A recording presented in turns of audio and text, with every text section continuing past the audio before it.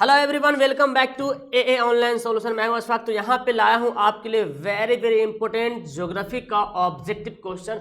और इस वीडियो को देखने के बाद आपको रियली में पता चल जाएगा कि आपने कितनी तैयारी की है, आपकी तैयारी कहाँ तक है। क्या वाकई में आप एकदम पूरे मन से लगन से तैयारी कर रहे हैं। ये ज्योग्राफी का मैंने यहाँ पे 40 क्वेश्चन लाया है। इसमें आपको कुछ इजी सवाल और कुछ अलग सा सवाल देखने को मिलेगा, और वो हटके नहीं, आपकी किताब से सवाल को यहाँ पे सिलेक्ट किया गया है 2022।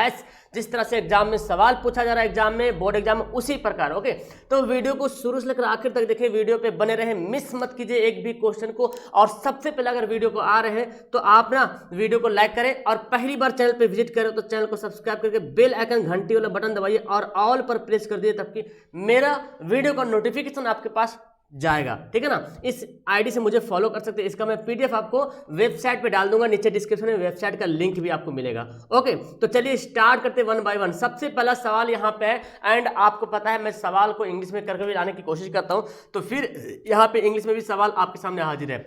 सबसे पहला सवाल है, भिलाई लोहा एवं इस्पात संयंत्र।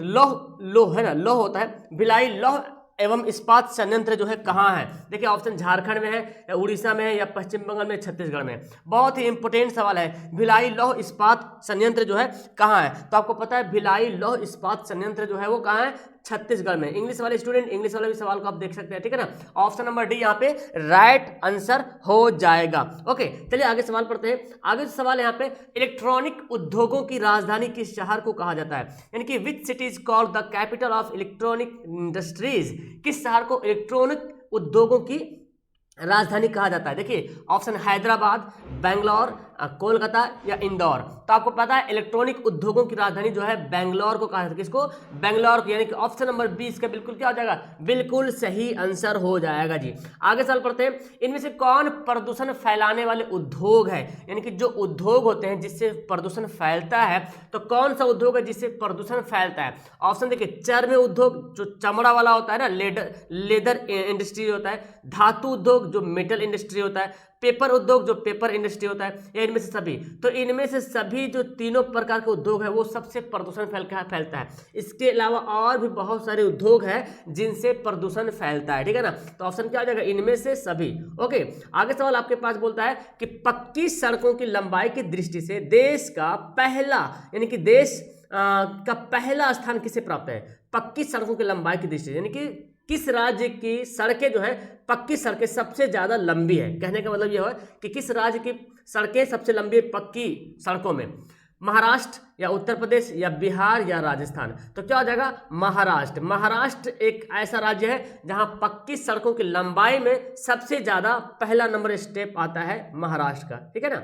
आगे सवाल है, मध्य रेलवे का मुख्यालय कहाँ है। ये आपको बहुत इंपॉर्टेंट सवाल, रेलवे वाला से एक सवाल आता है कि मध्य रेलवे या पूर्वी रेलवे का मुख्यालय कहाँ है। ये सवाल जरूर आता है। ठीक है ना। देखिए मैं बताता हूँ, मध्य रेलवे यानी कि सेंट्रल रेलवे का हेड क्वार्टर कहाँ है, मुख्यालय कहाँ है। ऑप्शन देखिए, नई दिल्ली में, या कोलकाता में, या चेन्नई में, या मुंबई में। तो ऑप्शन यहाँ पे डी हो जाएगा राइट आंसर। ठीक है ना। यानी कि मध्य रेलवे का मुख्यालय कहाँ है, मुंबई में है। मैं आपको बताता हूँ, अगर उत्तर रेलवे पूछा जाए तो भारत का नक्शा में देखिएगा आप कि इधर उत्तर में और नीचे दक्षिण, इधर पूरब, इधर पश्चिम। तो ऊपर में क्या है आपको पता है, नई दिल्ली। तो ये उत्तर रेलवे मुख्यालय हो गया। ठीक है ना। कोलकाता पूरब में पड़ता है, तो क्या हो जाएगा, पूर्व रेलवे मुख्यालय कोलकाता। और चेन्नई कहाँ पड़ता है, नीचे पड़ता है दक्षिण में, तो चेन्नई दक्षिण रेलवे मुख्यालय हो गया। और मुंबई जो पश्चिम, तो मुंबई पश्चिम रेलवे, तो मुंबई पश्चिम रेलवे मुख्यालय भी है और मध्य रेलवे मुख्यालय भी है। और एक बिहार से इंपोर्टेंट सवाल पूछता है, हाजीपुर है ना जी, पूर्व मध्य रेलवे का मुख्यालय हाजीपुर पूछता है। हाजीपुर, पूर्व मध्य रेलवे का मुख्यालय हाजीपुर। ओके, तो इन सभी पॉइंट को आप याद रखेंगे। आगे सवाल है, भूपटल के नीचे वह स्थल जहां भूकंपीय कंपन प्रारंभ होता है, कौन सा जगह है। भूपटल के नीचे अंदर में, यानी कि भूपटल का मतलब हुआ जो जमीन है ना उसके नीचे जहां भूकंपीय कंपन प्रारंभ होता है उसको क्या कहते हैं, अधिक केंद्र कहते हैं, या भूकंप केंद्र कहते हैं, या मध्य केंद्र कहते हैं, या इनमें से कोई नहीं। तो जमीन के जब अंदर बोल जाएगा ना तो क्या हो जाएगा, भूकंप केंद्र बोलेंगे। क्या बोलेंगे, भूकंप केंद्र। और अगर लिखा रहता पृथ्वी पर, तो पृथ्वी पर अगर बोलता तो होता अधिक केंद्र। ओके, ये दोनों पॉइंट इंपॉर्टेंट है आपके एग्जाम के लिए। आगे सवाल है, सर्वाधिक विनाशकारी तरंग कौन है। सबसे ज्यादा विनाशकारी, सबसे ज्यादा खतरनाक तरंग अगर पूछा जाए तो इनमें से कौन सा तरंग होगा जो सबसे ज्यादा तरंग है, विनाशकारी तरंग है। तो आपको एग्जाम में देखने को मिलेगा और बहुत बार आपने पढ़ा होगा कि सबसे ज़्यादा विनाशकारी तरंग है या सबसे पहले तरंग पहुंचने वाले कौन सा तरंग है, ठीक है ना। तो यहाँ पे देखिए सबसे सर्वाधिक विनाशकारी जिससे ज़्यादा विनाश होता है वो है टी तरंग, है ना, टी तरंग, ऑप्शन नंबर सी। और एक सवाल आता है सबसे पहले पहुंचने वाली तरंग, सबसे पहले पहुंचने वाली तरंग, ये सवाल आता है ना, सबसे पहले पहुंचने वाली, पृथ्वी पर सबसे पहले पहुंचने वाली तरंग बोला जाए तो पी तरंग, लेकिन उतना नुकसान नहीं होता जितना टी तरंग से नुकसान होता है। विनाशकारी तरंग बोला जाता है टी तरंग को, यानी कि ऑप्शन नंबर क्या हो जाएगा, सी बिल्कुल राइट होगा। आगे बढ़ते हैं, भारत में सबसे खतरनाक जोन किस जोन को माना जाता है, यानी कि जो भारत में जो भूकंप वगैरह होता है तो जहाँ जहाँ भूकंप आता है उसको जोन में बांट दिया गया, अपना अपना कुछ एरिया को जोन में बांट दिया गया। तो टोटल भारत में 5 जोन बांटा गया है, ठीक है ना। भूकंप के अलावा, भूकंप के एतबार से भारत में जो खतरनाक जोन है ना उसको 5 जोन में बांटा गया भूकंप के हिसाब से, ठीक है ना। तो सबसे खतरनाक जोन है जोन 5, सबसे खतरनाक जोन। ओके, तो ऑप्शन नंबर क्या हो जाएगा, ए बिल्कुल राइट आंसर हो जाएगा। नेक्स्ट है, कावेरी परियोजना किस नदी पर है। देखिए कावेरी परियोजना जो है किस नदी पे है, सतलज नदी पे है या नर्मदा नदी पे है या तो फिर कृष्णा नदी पे है या तो फिर ऑप्शन देखिए यहाँ पे कावेरी नदी पे। तो कुछ बहुत सा ऐसा परियोजना है ना बाबू कि उसी के नाम से, जिस नदी पे है उसी के नाम से परियोजना का नाम रखा गया। तो ये तो बहुत ईजी हो गया ना, कावेरी परियोजना जो है कावेरी नदी पर है। आपने पढ़ा होगा सतलज नदी पर एक परियोजना है भाखड़ा, है ना, भाखड़ा नंगल परियोजना पढ़े है ना। नर्मदा, तो नर्मदा पे नर्मदा ही नाम से है, नर्मदा परियोजना। लेकिन कृष्णा पे जो परियोजना है उसका नाम अलग है, नागार्जुन सागर परियोजना, ठीक है ना, नागार्जुन, ठीक है ना, नागार्जुन सागर परियोजना। तो ये बात याद रखेंगे, ठीक है ना। आगे सवाल है नेक्स्ट, बिहार का सबसे घनत्व वाला जिला कौन सा है, सबसे ज्यादा density, highest density of Bihar, है ना, किस डिस्ट्रिक्ट का डेंसिटी सबसे ज्यादा है, तो वो है पटना। इसका मतलब होता है जिस जिला में सबसे ज्यादा आबादी बनेगा ना वो होगा, एरिया के हिसाब से, मतलब 1 किलोमीटर में कितना लोग रह रहे हैं ना, तो जितना ज्यादा लोग रहेंगे ना, जैसे भारत की अगर बात की जाए तो भारत में सबसे ज्यादा अगर घनत्व वाला राज्य अगर है तो वो है बिहार, मतलब जगह कम है और आदमी ज्यादा है, ठीक है ना, बिहार। लेकिन आबादी ज्यादा कहाँ है, तो यूपी में। तो आबादी से आपको यहाँ पे नहीं देखना, आपको ये देखना कि एरिया में कितना, 1 किलोमीटर में कितना लोग रह रहा, ठीक है ना, उसके हिसाब से। तो बिहार में जगह कम है तो आबादी ज्यादा है, तो पटना इस तरह बिहार का जिला है जहां सबसे ज्यादा घनत्व वाला जिला है। ओके, चलिए आगे सवाल है, ग्रांड ट्रंक रोड, जिसको ग्रैंड ट्रंक भी बोला जाता है, ग्रांड ट्रंक रोड किसके अधीन है, सॉरी किसके अंडर में आता है, ठीक है ना, किसके अधीन है, मतलब किस NH के अंदर में आता है, उसका क्या नाम दिया गया है, NH1, NH3, NH4, NH2, NH4। तो ग्रांड ट्रंक रोड जो है ना NH1 के अंतर्गत आता है, ठीक है ना, NH1। ओके, ऑप्शन नंबर क्या हो जाएगा, ए बिल्कुल राइट आंसर हो जाएगा। आगे सवाल है, कोयला किस प्रकार का संसाधन, तो ये तो खैर एकदम बउआ वाला सवाल आ गया आपके पास ना, मन में लड्डू फूट रहा होगा ना सर, कोयला है तो बहुत आसान सवाल देते हैं। बिल्कुल, कोयला किस प्रकार का संसाधन है, कोयला जो है अनवीकरणीय संसाधन है, जिसको हम एक बार यूज करेंगे दोबारा यूज नहीं कर सकते हैं। ओके, तो ये क्या हो गया, अनवीकरणीय संसाधन हो गया। आगे सवाल है, चावल कैसा फसल है, भाई साहब ये भी मजेदार का सवाल आपके सामने हाजिर है। चावल कौन सा फसल है, तो चावल खरीफ है या रबी है, तो यही दोनों ज्यादा पूछता है। चावल जो है खरीफ फसल है, ठीक है ना, चावल कौन सा फसल है, खरीफ फसल है, ऑप्शन नंबर ए। नेक्स्ट सवाल है बाबू, बॉक्साइट का उपयोग किस उद्योग में होता है, ये सब तो इजी वाला सवाल दे दिया सर मैंने। ओके, बॉक्साइट का उपयोग कहाँ किस में होता है, जूट में या एल्यूमिनियम में या सीमेंट में, तांबा में।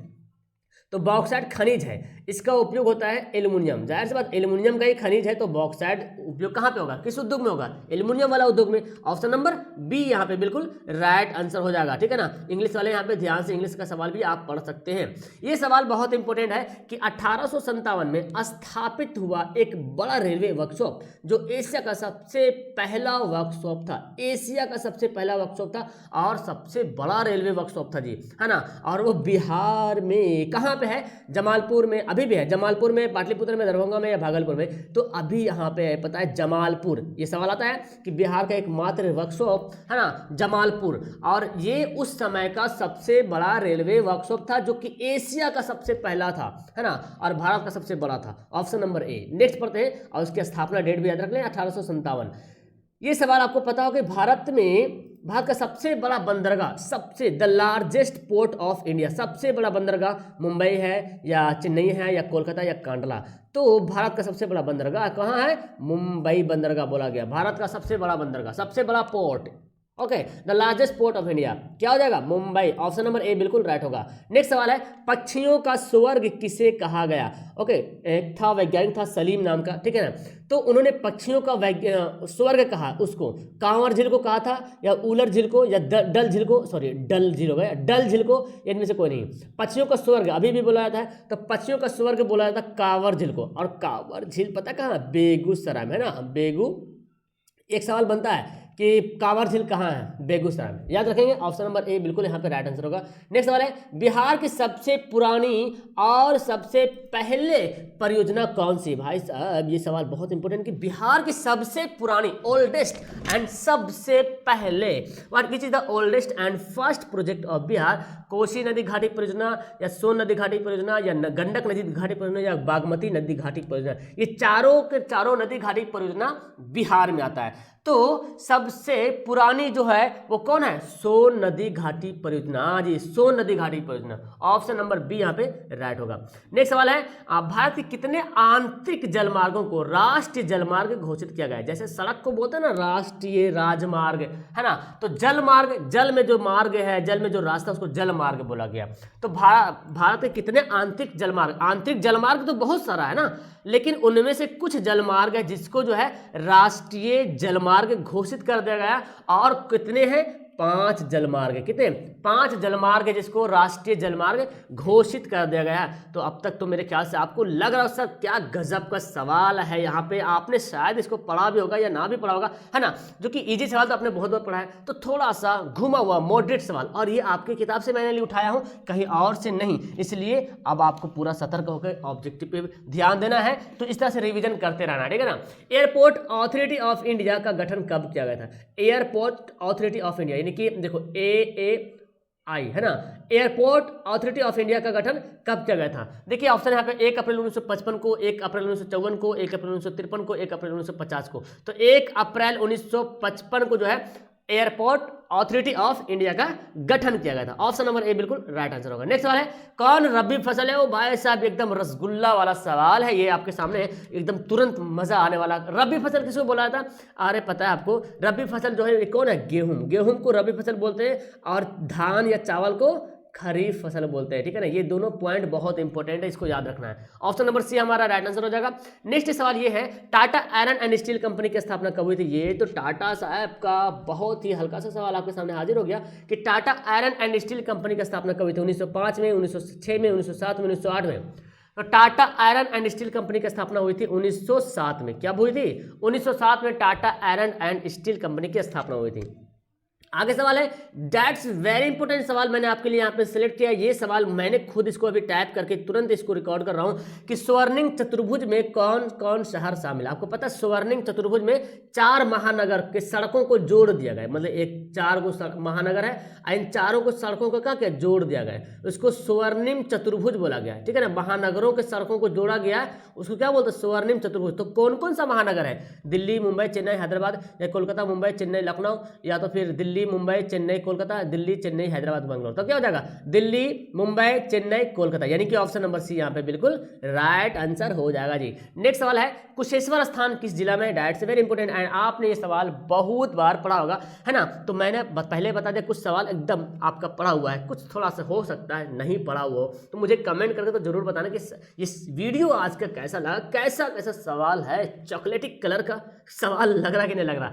कुशेश्वर स्थान किस जिले में है? वैशाली में, बेगूसराय में, भागलपुर में, दरभंगा में। तो आपको पता है कुशेश्वर स्थान कहाँ है? दरभंगा में, है ना जी, दरभंगा में कुशेश्वर स्थान है। ओके, तो ऑप्शन क्या हो जाएगा यहाँ पे? डी बिल्कुल राइट आंसर हो जाएगा। चलिए आगे सवाल यहाँ पे देखिए, भाखड़ा नंगल बांध कहाँ है? ठीक है ना। हाँ, तो क्या हो जाएगा? भाखड़ा नंगल बांध कहाँ है? हिमाचल प्रदेश में है, या तो फिर आप तमिलनाडु में देखें, या पंजाब में, उड़ीसा में। बताओ भाखड़ा नंगल बांध कहाँ है? आपने पढ़ा है भाखड़ा नंगल बांध कहाँ है? तो एक्चुअली भाखड़ा नंगल बांध जो है ना सबसे ज़्यादा वहाँ पे हिमाचल प्रदेश में। ओके, हिमाचल प्रदेश में ज़्यादा एरिया आता है, 2-3 राज्य से होके गुजरता है भाखड़ा नंगल, लेकिन हिमाचल प्रदेश वो जो है ना सबसे ज़्यादा एरिया, तो हिमाचल प्रदेश ही माना जाता है। इसका आंसर क्या हो जाएगा? हिमाचल प्रदेश में भाखड़ा नंगल बांध है। ओके, हिमाचल प्रदेश में। नेक्स्ट सवाल आपको, टाटा और लौह इस्पात कहाँ है? ओ हो, क्या बात है, गजब का सवाल यहाँ पे आ गया। टाटा लौह इस्पात कहाँ है जी? बताइए इसका आंसर क्या होगा? टाटा लौह इस्पात, आपने पढ़ा है टाटा लौह इस्पात कहाँ है? बताइए।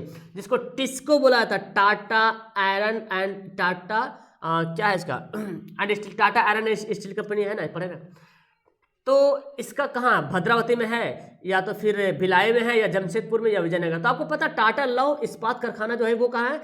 झारखंड में है। और झारखंड का कोई यहाँ पे डिस्ट्रिक्ट का नाम आपको दिख रहा है? हाँ भाई साहब, जमशेदपुर में। तो अच्छा है कि मैंने सभी का नाम झारखंड वाला देता तो थोड़ा सा कन्फ्यूजन होता है। भद्रावती आपको पता है कर्नाटक में पड़ता है जी, हाँ कर्नाटक में जो है भद्रावती पड़ता है। और भिलाई तो आपको पता है छत्तीसगढ़ में है ना, छत्तीसगढ़ का जगह है, ठीक है ना। और विजयनगर जो देख रहे हैं ये कर्नाटक में पड़ता है, विजयनगर, ठीक है ना, कर्नाटक में। तो खैर ये इंपोर्टेंट हो गया, ऑप्शन नंबर सी बिल्कुल राइट हो गया, जमशेदपुर में। नेक्स्ट है मानव शरीर हो गया, सॉरी, मानव शरीर की में जल की मात्रा होती है, यानी कि जल की मात्रा कितनी होती है मानव शरीर में? तो आपको पता है 65%। That's very very simple question. तो आपको तो बहुत सारा सवाल एकदम इजी वाला होगा। ऑप्शन नंबर बी सी हो गया राइट आंसर। नेक्स्ट है द्वितीय पृथ्वी सम्मेलन कहाँ हुआ था? ये भी सवाल बहुत ही गजब का और लाजवाब सवाल है कि द्वितीय पृथ्वी सम्मेलन जो है कहाँ हुआ था। ऑप्शन देखिए, न्यूयॉर्क में हुआ था, या तो फिर रियो डी जेनेरियो में हुआ था, या जोहान्सबर्ग में हुआ था, या तो फिर इनमें से कोई नहीं। तो द्वितीय पृथ्वी सम्मेलन हुआ था न्यूयॉर्क में। याद रखेंगे ऑप्शन क्या हो जाएगा? ए बिल्कुल राइट आंसर हो जाएगा। न्यूयॉर्क में जो हुआ था द्वितीय पृथ्वी सम्मेलन हुआ था, मैं सिंपल सा डेट बताता हूँ, 1997 में हुआ था। और सबसे पहला हुआ था, फर्स्ट बार में हुआ था 1992 में, ठीक है ना। सबसे पहला हुआ था रियो डी जेनेरियो 1992 में, ठीक है ना। याद रखें ऑप्शन नंबर तो खैर हमारा आंसर होगा। और जो तीसरा हुआ था, तीसरा सम्मेलन हुआ था, ये पहला था, ये दूसरा था, और ये तीसरा पृथ्वी सम्मेलन हुआ था जोहान्सबर्ग में 2002 में। तो ये तीनों में से कहीं से भी सवाल उठा के आपसे पूछा जा सकता है कि प्रथम कहाँ हुआ, तो न्यूयॉर्क में। दूसरा कहाँ हुआ, सॉरी प्रथम कहाँ हुआ? रियो डी जेनेरियो में। दूसरा कहाँ हुआ? न्यूयॉर्क में। तीसरा कहाँ हुआ? जोहान्सबर्ग में। डेट भी पूछ सकता है कि प्रथम पृथ्वी सम्मेलन कब हुआ, कहाँ हुआ, ठीक है ना। तो इस तरह से सवाल को आपको याद रखना है। आगे सवाल है कोयले का सर्वोत्तम प्रकार कौन सा है? ये तो खैर एकदम चिकना चिकना सवाल है। कोयले का सर्वोत्तम प्रकार कौन सा भाई? एंथ्रासाइट, है ना। मैंने बताया था एवी लिपि एंथ्रासाइट, ए से एंथ्रासाइट, वी से विटुमिनस, ली से लिग्नाइट, पी से पीट, ठीक है ना। तो एंथ्रासाइट जो है सबसे प्रमुख कोयला, सबसे अच्छा कोयला माना जाता है। Okay, option number A. सबसे घटिया कोयला की बात की जाए तो क्या हो जाएगा? सबसे ज्यादा धुआं देने वाला कोयला, हाँ पीट कोयला सबसे घटिया, धुआं भी ज्यादा देता है। ओके, आगे सवाल है ताड़ी विरोधी आंदोलन निम्न में से किस प्रांत से शुरू हुआ था? ताड़ी विरोधी आंदोलन, ये भी सवाल बहुत बार आपने पढ़ा होगा। ताड़ी विरोधी आंदोलन किस प्रांत से शुरू हुआ था? बिहार, आंध्र प्रदेश, उत्तर प्रदेश, तमिलनाडु। क्या हो जाएगा? ताड़ी विरोधी आंदोलन जो है आंध्र प्रदेश से शुरू हुआ था। ऑप्शन नंबर सी बिल्कुल यहाँ पे राइट आंसर हो जाएगा। ओके, ऑप्शन क्या हो जाएगा? सी बिल्कुल सही आंसर हो जाएगा। चलिए नेक्स्ट सवाल पढ़ते हैं जी। अंगोरा का ऊन किस जानवर से प्राप्त होता है? ये सवाल एक बार शायद सवाल एग्जाम में पूछा गया था। और आपको मैं एक पॉइंट वाली बात बताऊं, आप अगर आपके पास एनसीईआरटी का किताब है, ठीक है ना, जो भी आपके क्लास में है, जो भी बिहार बोर्ड जो भी बोर्ड हो, उसमें जो मेन पॉइंट होता है ना, वो एक बॉक्स में कुछ पॉइंट लिखा होता है, देखोगे आप बॉक्स में जो पॉइंट लिखा हुआ है ना, किताब में बॉक्स बना उसमें जो पॉइंट लिखा, दैट्स वेरी इंपॉर्टेंट, उसको तो जरूर पढ़ना। अंगोरा का ऊन किस जानवर से प्राप्त होता है? खरगोश से। देखिए यहाँ पे जितने सारे जानवर है ना, भेड़, ऊन, लामा, सबसे ऊन प्राप्त होता है, सबसे ऊन होता प्राप्त, लेकिन खरगोश से अंगोरा नाम का ऊन प्राप्त होता है। Okay, option number B. Next सवाल है गन्ना का सबसे बड़ा उत्पादक देश कौन है? सबसे ज्यादा गन्ना उत्पादन होने वाला देश कौन सा है? भारत है, चाइना है, अमेरिका है, रूस है। तो सबसे ज्यादा गन्ना जो उत्पादन होता है वो है हमारा महान भारत। ऑप्शन नंबर ए, है ना, यहाँ जो है गन्ना सबसे ज्यादा उत्पादन होता है। आगे सवाल पढ़ते हैं भूकंप संभावित क्षेत्रों में भवनों की आकृति कैसी होनी चाहिए? ये तो शायद आपने एकदम आसानी तरीके से और बहुत बार पढ़ा होगा कि भूकंप संभावित क्षेत्रों में भवनों की आकृति कैसी होनी चाहिए? अंडाकार, त्रिभुजाकार, चौकीदार, चौकोर या आयताकार? तो आयताकार रहेगा तो सबसे ज्यादा स्ट्रांग होगा और भूकंप से उतना प्रभावित नहीं होगा, है ना। तो मतलब सही लगेगा, वो कोई दिक्कत नहीं होगा। लेकिन अगर अंडाकार बनाएंगे तो एकदम लोघड़ जाएगा, है ना, और गिल जाएगा नीचे। चौकोर तो चौकोर से अच्छा आयताकार, आयताकार मतलब लंबाई ज्यादा होगा और चौड़ाई कम, थोड़ा सा अच्छा होगा, ठीक है ना। आगे बढ़ते हैं। इनमें से कौन सार्वजनिक उद्यम नहीं, उद्यम समझ रहे ना, पब्लिक एंटरप्राइज, यानी कि जो उद्योग होता है जो चलाते हैं लोग, जैसे दुर्गा लौह दुर्गापुर लौह इस्पात, टिस्को हो गया, सेल हो गया, भेल। भेल क्या है? तो भेल आप बोल सकते हैं भारत हेवी इलेक्ट्रिकल लिमिटेड, है ना। सेल है इसका steel authority of India limited, ठीक है, इसका फुल फॉर्म है। तो कौन सार्वजनिक उद्यम नहीं है? तो देखिए ये जो है ना सार्वजनिक उद्यम का मतलब जिसको सरकार चलाती है, भारत सरकार चलाती है, तो ये भी सार्वजनिक उद्यम है। सेल भी सार्वजनिक उद्यम है। लौह दुर्गापुर हो गया, आपका भिलाई हो गया, ठीक है ना, भिलाई हो गया, बोकारो हो गया, ये सब जो है ना ये सब गवर्नमेंट है। टिस्को जो है वो प्राइवेट है। तो हमारा आंसर क्या हो जाएगा? डी। यानी कि टिस्को सार्वजनिक उद्यम नहीं है, इसको सरकार नहीं चलाती, इसको प्राइवेट आदमी, टाटा, भाई टाटा का नाम सुना है ना, वो है इसके मालिक, भारत सरकार मालिक नहीं है। तो भेल, सेल, दुर्गापुर, भिलाई, बोकारो ये सब क्या है? सार्वजनिक उद्यम है, ठीक है। That's very important. So next सवाल, जूट का पहला कारखाना कहाँ स्थापित किया गया था? ये भी सवाल पूछा गया था आपके एग्जाम में, जूट का पहला कारखाना कहाँ स्थापित हुआ था? तो आपको मैं बता दूं, जूट का जो पहला कारखाना हुआ था स्थापित कहाँ? कोलकाता में। और इसका मैं डेट बताता हूँ, 1955 में पहली बार भारत में जूट का स्थापित हुआ था कोलकाता में। और अगर आपसे पूछ ले सूती मिल स्थापना सबसे पहले कहाँ हुआ था? मुंबई में 1954 में। दोनों सवाल पूछा जा चुका है एग्जाम में, इसलिए दोनों सवाल आपके लिए बहुत इंपॉर्टेंट सवाल बन चुका है। ओके, नेक्स्ट सवाल है अरेबिका, लिबेरिका और रोबस्ता। सर ये क्या है? सर समझ में नहीं आ रहा, पता नहीं मेरी किताब में है कि नहीं। अरे भाई आपकी किताब से ही मैंने उठाया, शायद जिन्होंने पढ़ा होगा उसको पता होगा। अरेबिका, लिबेरिका और रोबस्ता किस फसल की किस्में हैं? तो आपकी किताब में चाय फसल, कॉफी फसल, चावल फसल, जूट तो दिया होगा ना। तो अरेबिका, लिबेरिका, रोबस्ता ये जो है कॉफी की किस्में हैं। हाँ, कॉफी के टाइप्स है, कॉफी का प्रकार है। ओके, ऑप्शन नंबर बी बिल्कुल सही आंसर हो गया। आगे सवाल पढ़ते हैं, भारत का प्रमुख फसल कौन है? सबसे इंपॉर्टेंट, मतलब भारत का प्रमुख फसल मतलब जो ज्यादा यूज करते हैं लोग, सबसे ज्यादा पसंद करते हैं, और वो है भाई साहब चावल, है ना। चावल जो है भारत का प्रमुख फसल है। और दूसरा नंबर पे आता है गेहूं, है ना। तो पहला नंबर पे चावल है, दूसरा नंबर पे गेहूं है। ओके, याद रखेंगे, सबसे प्रमुख यानी कि सबसे प्रमुख फसल भारत का चावल है। आगे सवाल है, उत्तर प्रदेश में है। लो भाई क्या है उत्तर प्रदेश में? देखिए उत्तर प्रदेश में क्या क्या है। तो मैंने सवाल को कुछ इस तरह से घुमा के दिया है। तारापुर परमाणु विद्युत गृह उत्तर प्रदेश में है, या राणा प्रताप सागर परमाणु उत्तर प्रदेश में है, या कल्पक्कम परमाणु उत्तर प्रदेश में है, या नरौरा परमाणु विद्युत गृह उत्तर प्रदेश में। बताओ कौन उत्तर प्रदेश में है? तो आपको पता है उत्तर प्रदेश में नरौरा परमाणु विद्युत गृह जो है उत्तर प्रदेश के बुलंदशहर में है ना, उत्तर प्रदेश के बुलंदशहर में। और इसके बारे में बता दूं, तारापुर कहाँ है? बताओ यार, तारापुर आपको पता है ना, ये कहाँ है? महाराष्ट्र में जी ना, मुंबई बोल सकते हैं ना, महाराष्ट्र में। स्टेट का नाम बताता हूँ, ठीक है ना, ये है महाराष्ट्र में। तारापुर कहाँ है? महाराष्ट्र में है। और ये जो राणा प्रताप जो देखना है, ये है रासे राणा रासे राजस्थान। देखिए याद हो जाएगा, रासे राणा रासे राजस्थान। और कल्पक्कम जो है वो तमिलनाडु में जी, ठीक है ना, तमिलनाडु। तो आपको इससे कितना फ्री वाला और मंगनी वाला नॉलेज मिल रहा है, ठीक है ना। तो इसको नोट कर लेना अपने कॉपी में। नेक्स्ट है, बंदीपुर राष्ट्रीय उद्यान कहाँ है? ये सब सवाल इस बार जो है ना सवाल पूछा जा चुका है आपके सेंटर एग्जाम में। राष्ट्रीय उद्यान से 2-3 सवाल पूछा गया, तो जितना राष्ट्रीय उद्यान में इंपॉर्टेंट उसको याद करना है। बंदीपुर राष्ट्रीय उद्यान कहाँ है? कर्नाटक में है, या राजस्थान में है, मध्य प्रदेश में, महाराष्ट्र में? बंदीपुर राष्ट्रीय उद्यान कहाँ है बाबू? तो वो है कर्नाटक में। कर्नाटक में बंदीपुर राष्ट्रीय उद्यान है। इसके अलावा और भी देखिए, राजस्थान की बात आ जाए तो राजस्थान का जो मेन मैं बताता हूँ, रणथंभौर, ये बहुत इंपॉर्टेंट, ठीक है ना, रणथंभौर राष्ट्रीय उद्यान जो है हो गया। और एक घाना पक्षी, खैर वो नहीं पूछेगा, ठीक है ना। मध्य प्रदेश में एक आपको बांधवगढ़, बहुत इंपॉर्टेंट है, बांधवगढ़, ठीक है, मध्य प्रदेश में बांधवगढ़ है। कान्हा जो है, कान्हा राष्ट्रीय उद्यान मध्य प्रदेश में पड़ता है, ठीक है ना, इस इंपॉर्टेंट हो गया। महाराष्ट्र की बात की जाए तो महाराष्ट्र में हाँ है, उतना इंपॉर्टेंट नहीं है, लेकिन मैं एक तो बताता हूँ, बोरीवली, ठीक है ना, बोरीवली, ये महाराष्ट्र में, बोरीवली राष्ट्रीय उद्यान जो है महाराष्ट्र में पड़ता है, ठीक है। तो ये सब इंपॉर्टेंट पढ़ रहे हैं यहाँ पे। ओके, ये सब याद करेंगे आप। ओके, आगे सवाल पढ़ते हैं। आगे एक आखिरी सवाल, और सवाल तो भाई साहब सबसे इजी सवाल है, और इसके बाद मैं आपको होमवर्क दूंगा, लिखा तो नहीं लेकिन मैं लिख के बताऊंगा। सुनामी किस स्थान पर आता है? भाई साहब सुनामी कहाँ आता है? सुनामी समुद्र में आता है। समुद्र में जब भूकंप होता है ना उसको सुनामी बोलते हैं, और जो जमीन पर भूकंप होता है उसको स्थल बोलते हैं। भूकंप जो है जमीन पर तो उसका स्थल पर होता है, सुनामी जो है कहाँ आता है? समुद्र में आता है। Option number B. तो चलो होमवर्क के लिए तैयार हो जाओ, ये मैं लिखता हूँ यहाँ पे होमवर्क, और देखते हैं होमवर्क का सबसे पहला सवाल का होमवर्क का आंसर कौन बताता है। तो सवाल यहाँ पे है, काजीरंगा राष्ट्रीय उद्यान कहाँ है? काजीरंगा राष्ट्रीय उद्यान कहाँ है?